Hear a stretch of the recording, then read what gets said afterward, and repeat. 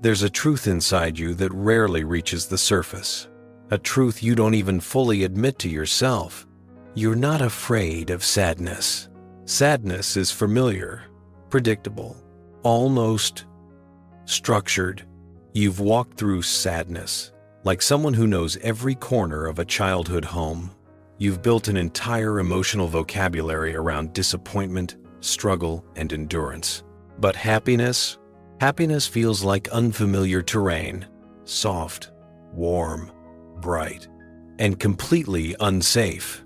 Happiness is the moment before the glass shatters, the silence before a storm, the kindness that feels like it's hiding in aftershock. You know that instant tightening in your chest, the moment life gives you something good, as if your whole body whispers, "Don't open too much. Don't breathe too deeply. Don't trust this." Because trusting joy has hurt you before. Joy vanished when you needed it most. Hope made you vulnerable. Softness made you exposed. So now, instead of reaching for happiness, you flinch when it comes near. You sabotage good moments without meaning to. You rehearse pain while you're still inside pleasure. You prepare for loss while holding love. This isn't negativity, and it isn't a personality flaw. It's psychology. It's survival. It's the architecture of a nervous system that grew up in a world where joy was temporary and peace was a trapdoor.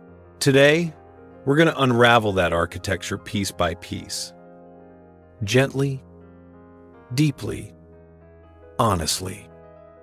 Because this story isn't about resisting happiness. It's about learning why happiness once felt like danger. Why your body doesn't trust joy.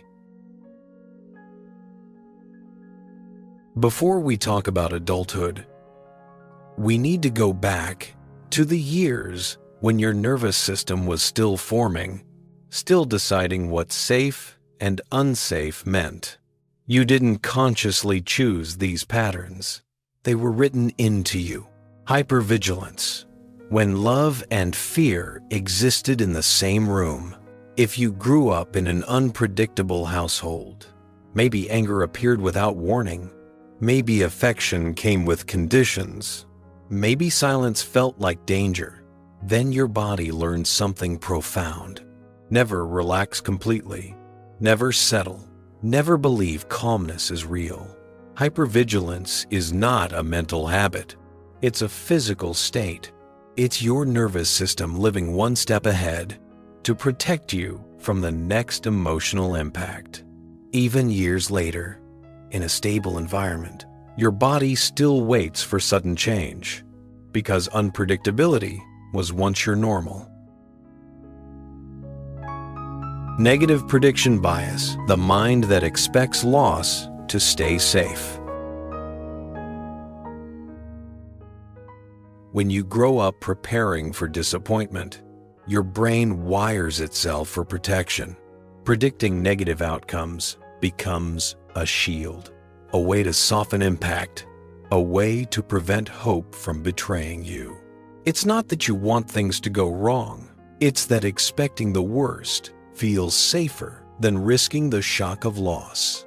This protective mechanism becomes so automatic that even joyful moments feel suspicious. Hedonic incongruence, the emotional disconnect from happiness. Imagine spending years in emotional winter and suddenly stepping into spring. The warmth feels wrong. The sunlight feels too bright. Your body doesn't know what to do with comfort. This is hedonic incongruence. When your internal emotional baseline doesn't match the positive experience in front of you, you're in a happy moment. But inside, your chest tightens. You want to relax, but your body stays alert. It feels like your heart is out of sync with your life. And again, this is not your fault. It is a conditioned physiological response to environments where happiness was unpredictable or unsafe. These early imprints don't disappear with age. They follow you quietly, shaping your relationships, decisions, identity, and your ability to feel joy. The hidden grief of fearing happiness. There is a grief inside you that almost no one knows about. It's the grief of living your life slightly detached from your own joy. You can be laughing with friends and still feel a subtle heaviness under your smile. You can be loved and still feel like you're preparing for loss. You can achieve something meaningful and still minimize it before anyone else can take it away. This grief is private, silent, rarely named. It's the grief of always waiting for the downfall, waiting for the collision, waiting for the moment joy slips away. Just like it did before. It's a strange emotional loneliness, being surrounded by good things, yet never able to fully enter them. You watch your life from just outside the frame, close enough to touch the moment, but too guarded to actually hold it. People around you might say, just be happy, enjoy it while it lasts, stop overthinking. But they don't understand the depth of your conditioning. They don't understand that happiness feels like exposure, like lowering your shield in a room where you once needed it to survive. Your resistance isn't emotional immaturity. It's emotional intelligence shaped by trauma. It's self-protection disguised as withdrawal. And beneath all of this is a longing so deep it almost aches. You want to feel safe enough to feel joy. You want to experience peace without scanning for danger.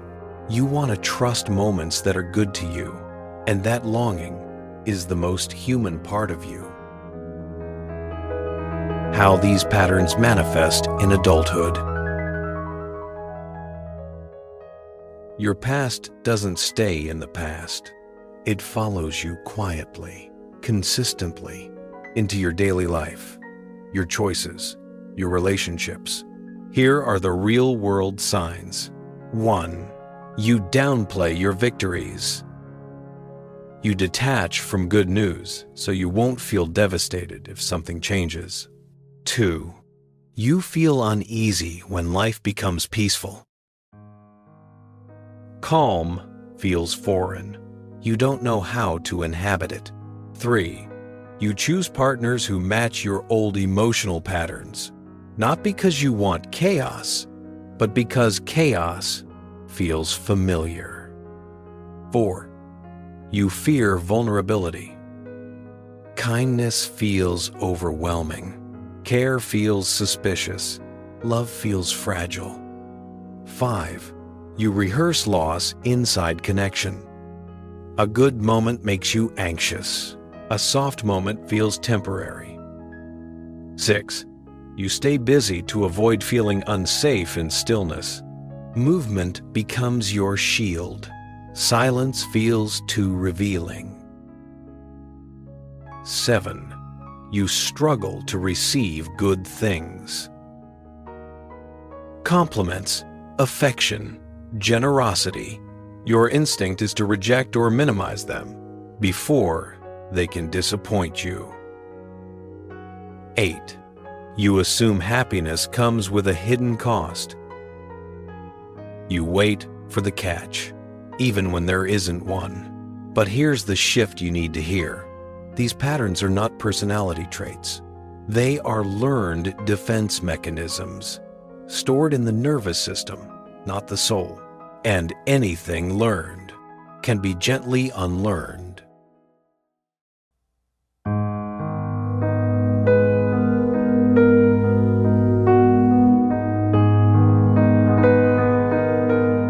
Healing, teaching your body that joy is safe again.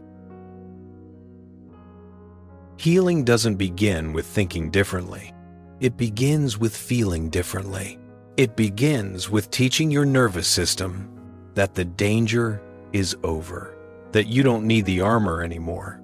That happiness is not bait. That peace is not a warning sign. Reparenting the younger you. Close your eyes. Picture the child who learned to brace for impact, the child who gave up softness to survive. Speak to them gently. You were right to protect yourself, but you don't have to live that way anymore. This is where emotional rewiring begins. Exposure to softness. Softness is a language your body forgot, so you reintroduce it slowly. A warm shower, a calm morning, a deep breath that doesn't feel rushed, a moment of laughter without overthinking. Joy doesn't return all at once.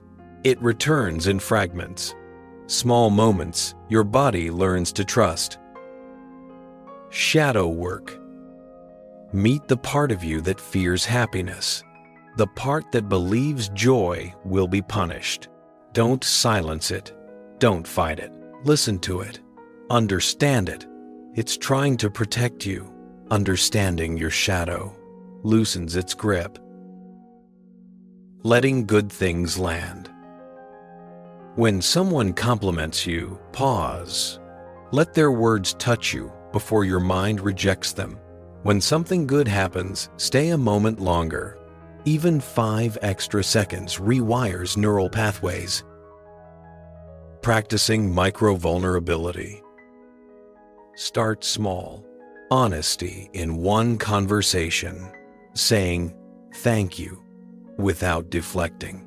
Allowing someone to see your softness for just a moment. You don't have to leap into happiness. You step into it, slowly, gently, bravely, because happiness is not a destination. It's a capacity, a muscle, a learned safety, and you are learning. Final affirmation, a return to joy.